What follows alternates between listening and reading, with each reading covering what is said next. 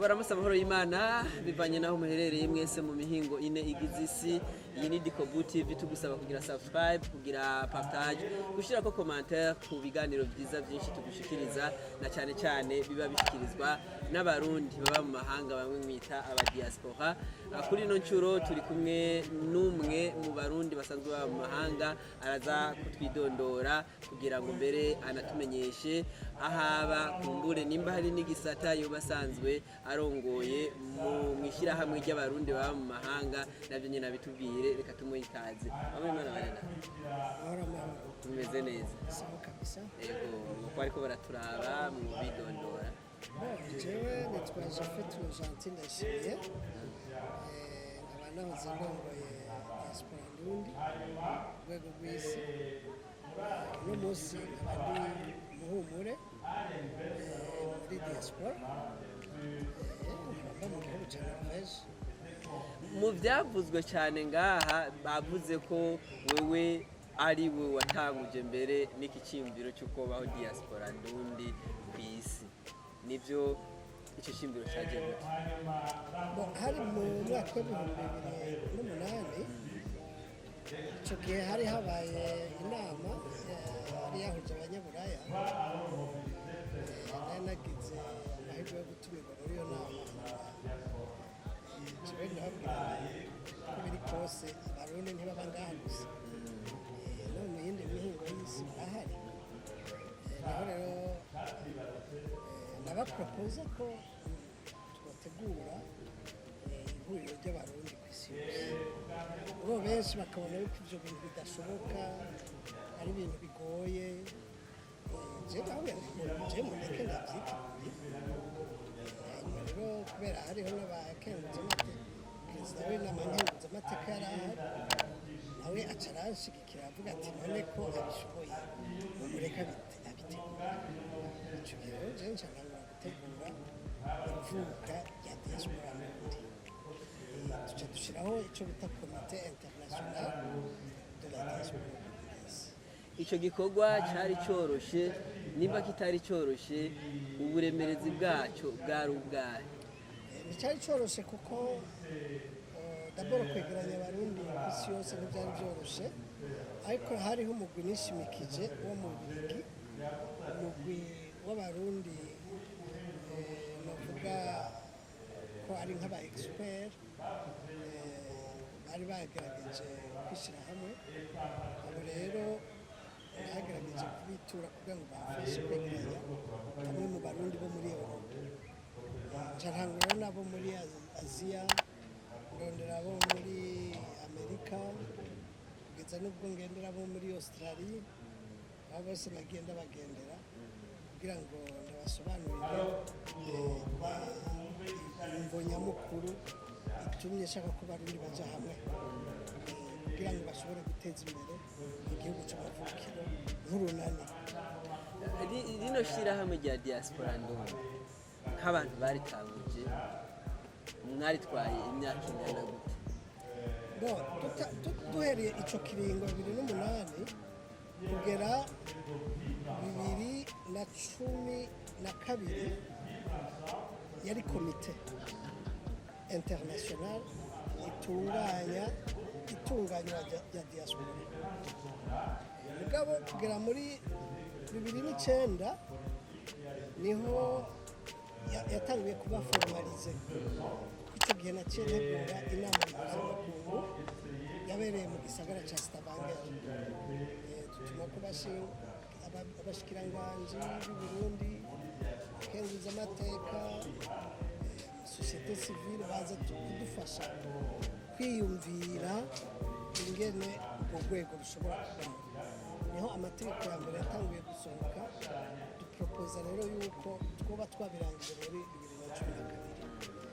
2012 twari twahejeje kwipanga, turonka ibihugu bitari bike bigera kuri 30 byaserukiye Burundi. Bose duhurira muri hoteli bita Kibunoa mu Kigobe. Hagera rero habaye conference nationale, niko mu Burundi bayise, mugabo twebwe ku rwego rw'isi tuyita conference internationale.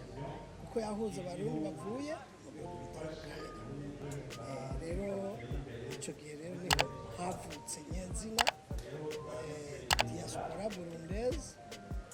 Icyo gihe rero ica yitwa aidebu, niryo zina ryabaye roteni, bisobanura action internationale de la diaspora burundese. Amabanga yanyu mwagejeje ryari? Icyo gihe rero naciye ntogwa muri 2012 na kabiri kuba perezida wa diaspora nyezina, ifise amategeko, ifise n'abafondateri. Turarongora tugejeje 2014, ndabwira nti je numva nkeneye ko haba changement, hatwara uwundi muntu. Noneho uwundi muntu aje gutwara, jewe ndashikiriza biramugora ko atwara. Kubera iki byamugoye? Kubera les événements zo muri 2015 ziraperturba kugeza aho diaspora isa nk'izimanganya. 2017 rero cyangwa kwivyo, kubera ko burya iyo umuntu yashinze ikintu aba afise na vision yako. 17 rero tuca turongera tugiha icyo bita akariro, kihaguruka rero ihagurutse hamwe idahagarara. Okay, uno munsi kuva ku munsi w'ejo ku igenekezo rya 28 mugabo ntabwo ciriyemo 2017 dutanguye, twarakomeje turayiha ingufu, irongera irabyuka irahagarara neza. Jewe nagiye gushikiriza 2019 niho nashikirije neza. Ngaruke ku kibazo, uno munsi turi igenekezo rya 30 mu Kakaro. Ku munsi w'ejo igenekezo rya 29 mu Kakaro haratangujwe indwi yahariwe abadiaspora mu Burundi. Iyi ni indwi yashyizweho na leta y'u Burundi. Bimwe mu byashikirijwe kugeza uno munsi bimaze kuvugwa, hariho ibintu bivugwa bijanye n'ibiturire hamwe n'utundi tunenge tumwe dutuma abarundi bari mu mahanga bataza gukorera ngaha mu Burundi, kuvuga bataza n'imitahe yabo. Wowe ku ruhande rw'iwawe hari imigambi wifuza kuzana ngaha mu Burundi, canke hari iyo umaze kuzana turekanye n'ivyo vy'ibiturire n'ibiki? Intambamyi bari yahetse utarayizana, nimba warayizanye intambamyi zihari uno munsi n'izana? Waje narayizanye kuko muri iyo periode yose kuva muri 2009 naguma nzana abagwizatunga mu Burundi, nkongera ngatwara amadelegasiyo mu Burundi mu bihugu byo hanze. Icyo gihe twarashoboye no gutegura imigambi itandukanye mu gihugu cy'u Burundi, cyane cyane twarakoresheje jumelage hagati ya komine mvukamo na komine nari mbayemo. Icyo gihe nari naratowe mu badepite batwara muri komine. Hanyuma rero nshaka imigambi yo gushyira amazi meza muri komine yacu kugira ngo abantu batangure kuronka amazi asukuye. Rero ni igihugu twashoboye guhereza nuvuga nk'ibice 60% bya komine. Iyo dufuze no gutanga amazi meza si ugushyira kuri centre de négoce, ni ukuvuga umwenegihugu yatanga ibihumbi 10 by'amarundi bakamwesitarira ibomba ry'amazi mu rugo rwiwe. Rero icyo ni ikintu gikomeye. Rero ibyo tumaze kubigera ko hariho n'indi migambi y'uburimyi n'ubworozi turiko turarangura muri komine uretse gusa ko mu ntara ya kera ya Bujumbura Rirare. turafise ikibanza cy'ababa 30.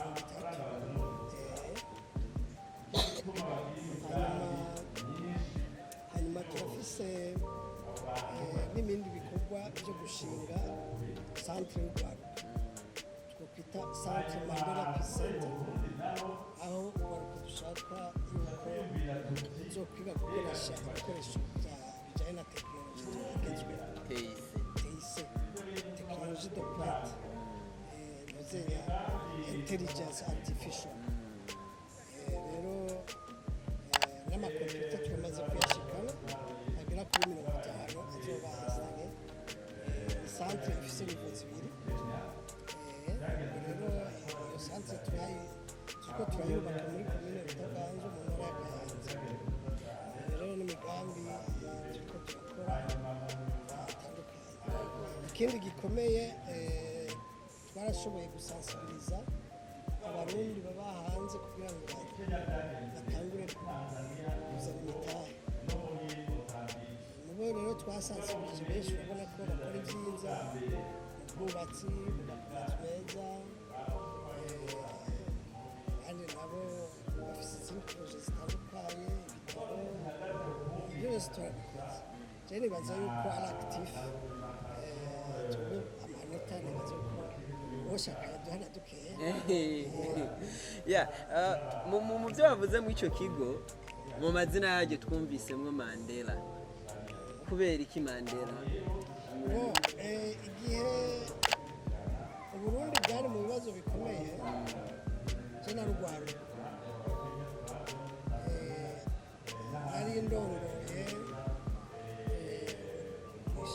ihuriro ry'urwaruka hano mu Burundi nkongera nkaba n'umunyamakuru hari mu myaka ya 90 80 mwaka kuva 86 nari umujournaliste muri Rubavu imyaka 8 nakoze muri Rubavu collaborateur extérieur RTNB kugira ngo nakijya kiganiro Sebarundi yavuze ejo cyitwa Kundane ikiganiro cy'iwanje Kundane biracyashoboye icyo ni ikiganiro nashikiriza kuri radiyo y'Uburundi buri wa gatatu ariko urumva yuko ijwi yamaze gusaza gatoya imyaka simike hanyuma rero urumva ko ibyo twagiye turakora n'ibyo twashoboye gushika nari twabajije kuri Mandela kubera iki Mandela muri iyo periyode rero ndugwaruka Mandela niwe yari ashinzwe guhuza abarundi mu bibazo batandukanye barimo icyo gihe je narose amahirwe yo kuganira nawe ijambo yambwiye ati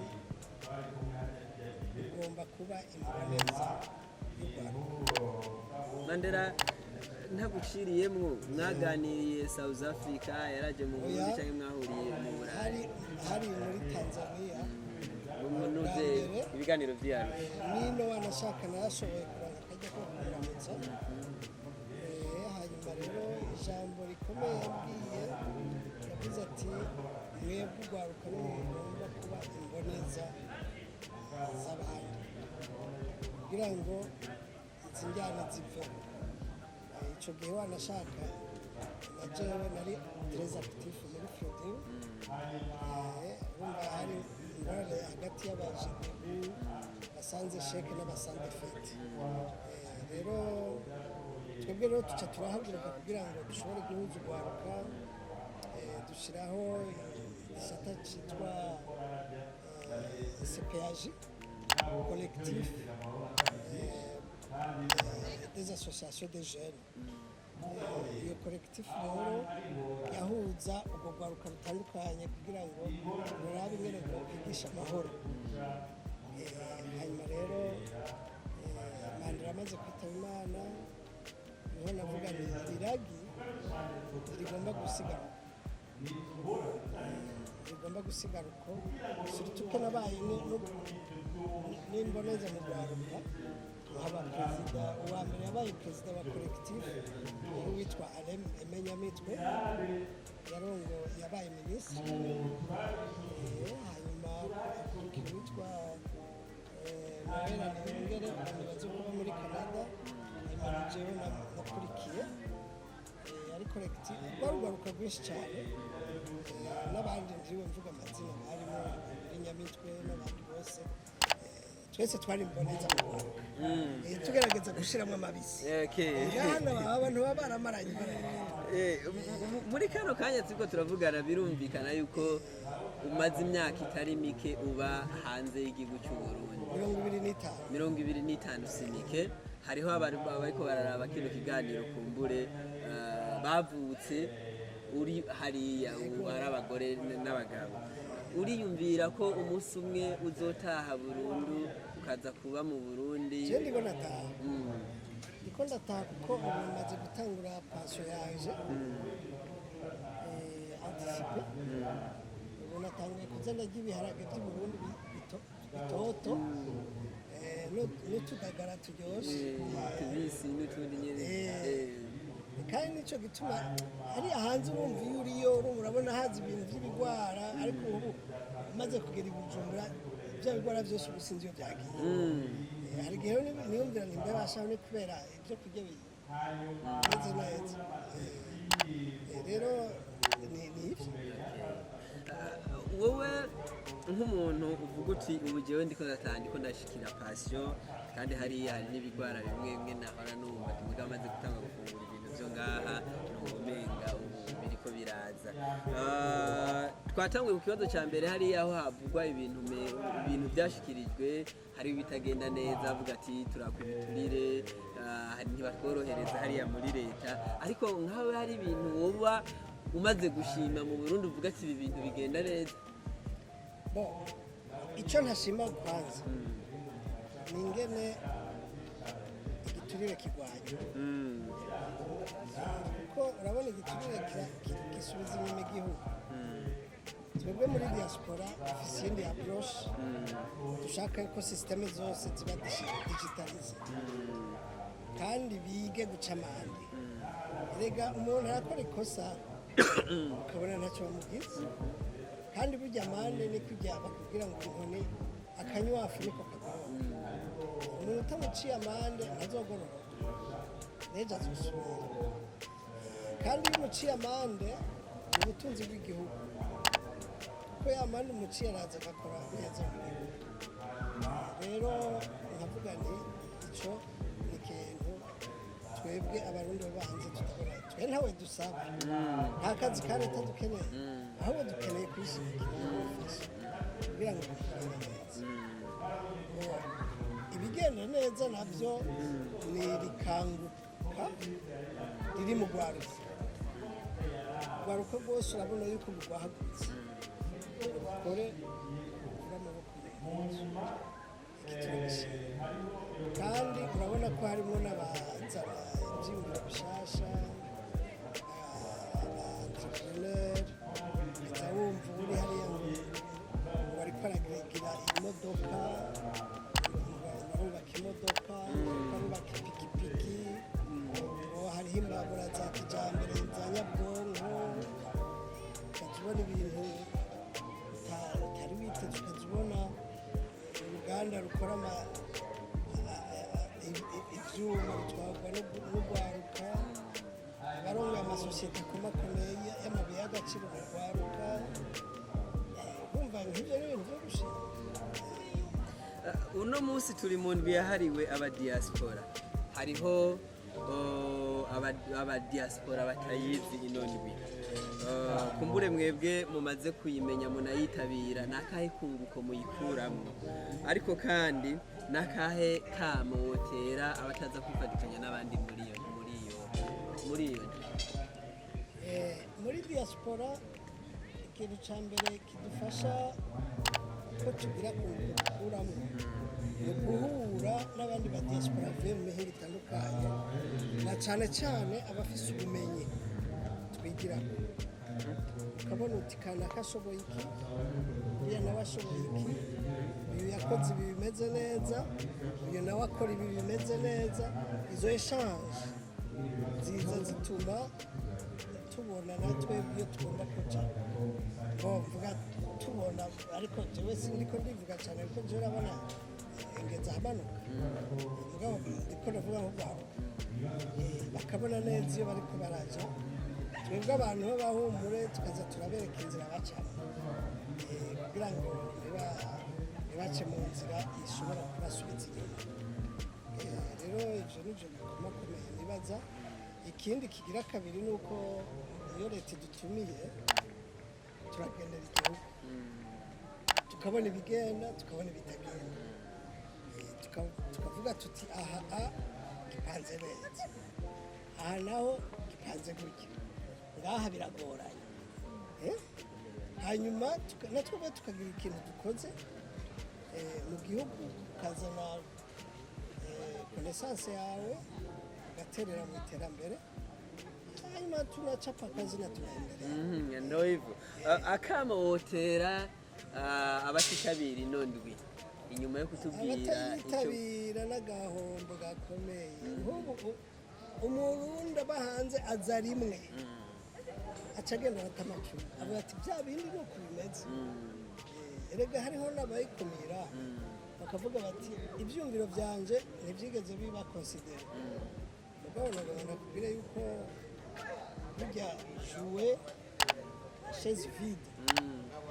nico cya mbere kiba kubera ko iyo ufise ibintu ushaka guhindura jamwo ubihindure nawe erega hari igihe uvuga ijambo na wa wundi ari mu bafatira akavuga ati kumbe bya bintu uko bimeze kumbe rero ni ibyo bashaka ko abantu bamenye yuko kubana n'abandi nitunga rikomeye kuko niyo muganira murunguranya ibyiyumviro ukamenya aho hashobora kukungura n'ahashobora kugusubiza twebwe nka Dikobu reka tubashimire cyane ariko nimba hari ikindi mufise mwongera ko murashobora kubibwira abakunzi ba Dikobu na cyane cyane iki kisanzwe ari imbonesha kure y'abarundi baba mu mahanga. Dikobu ni TV iva ku mugabo afise amafaranga nibaduhe twirire kuko twageze i Burundi baturete tujikuri hanyuma ducape kazi twende arikindi komera rero bigushimire cyane Diaspora irasinze